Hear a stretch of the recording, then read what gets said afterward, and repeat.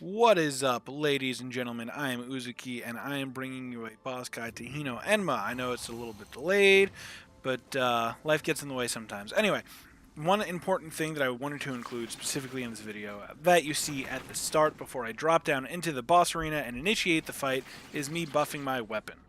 Um, she will attack you immediately as soon as you enter the boss arena, so you want to make sure that any buffs that you want to enter the fight with, you do so before entering the fight.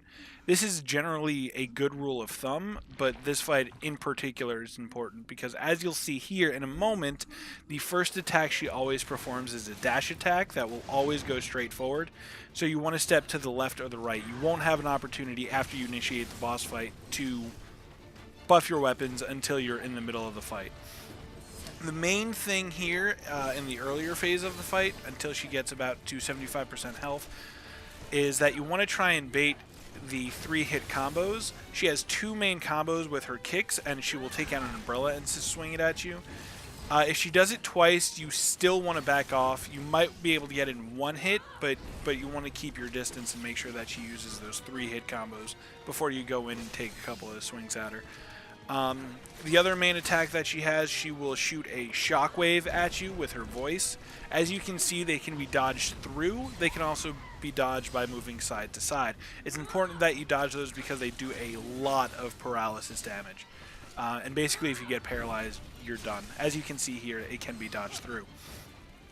The other main thing is that she will dash at you, but she only uses that if there's a significant difference between you and the boss. So try and keep your distance, staying like close to mid-range. And when she does her twirling attack that drops the yokai zones here, it's very difficult to dodge. I cannot dodge through it. It might be better to dodge side to side, but dodging backwards seems to be your best bet. When she jumps into the air, she will either shoot a shockwave or a kunai at you. When she does that, you basically want to move under her for a few seconds.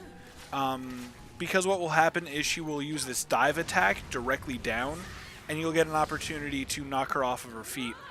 She will roll away, but you can use the opportunity to deal a little bit of damage, but when she stands up, you want to make sure that you dodge away, because her first attack, whenever she gets back on her feet, will always be a grab attack.